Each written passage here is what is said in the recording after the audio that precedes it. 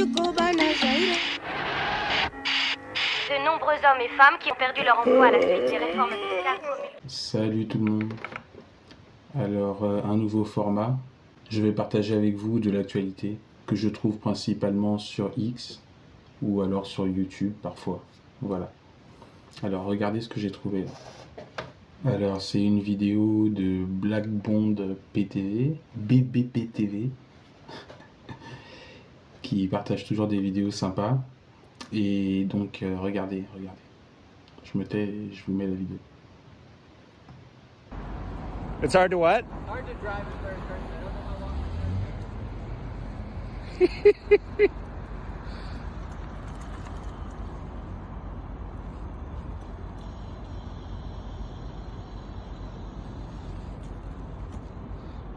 Well, that's a complicated one.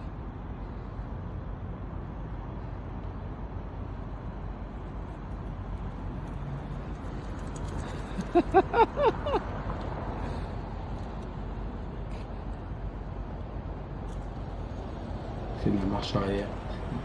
Et ça m'a fait penser aussi à cette vidéo que j'avais vue il y a pas longtemps, qui est incroyable. Regardez-moi ça. C'est publié par le Contemplateur.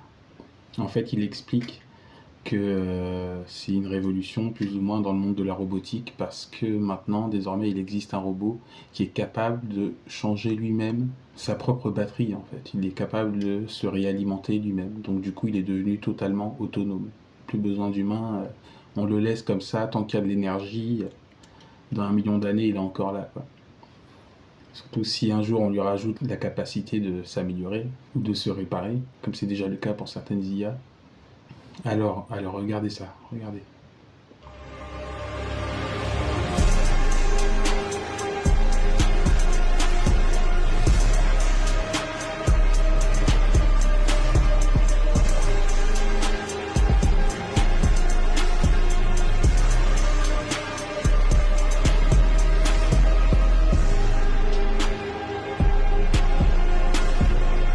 C'est dingue, ça.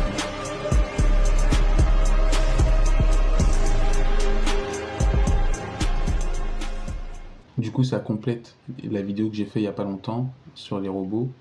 Il y avait déjà les camions robotisés qui vont retirer le pain de la bouche de tous les camionneurs. Et il faut bien comprendre que presque tout dans notre société est acheminé à un moment ou à un autre par un camionneur, par un camion. Et donc, aux États-Unis, il y avait une statistique, enfin des gens qui ont commencé à faire des calculs et qui se sont rendus compte que d'ici 10 ans, c'est des millions de camionneurs aux États-Unis qui vont perdre leur travail. Parce que c'est en train d'arriver, justement, les camions robotisés sont en train d'arriver sur le marché américain, alors que c'est déjà sur le marché chinois depuis longtemps. Et du coup, si ça vient d'arriver aux États-Unis, vous vous doutez bien que ça arrivera très vite en France. Et maintenant, c'est pareil avec tous les livreurs Uber Eats, machin, tous les livreurs que vous voyez en trottinette, en vélo, etc.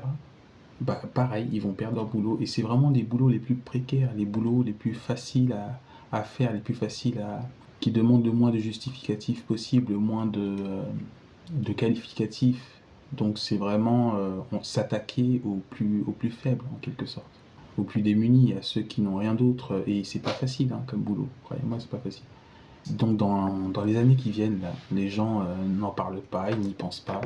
Ça va être un très très gros problème pour l'humanité dans son ensemble.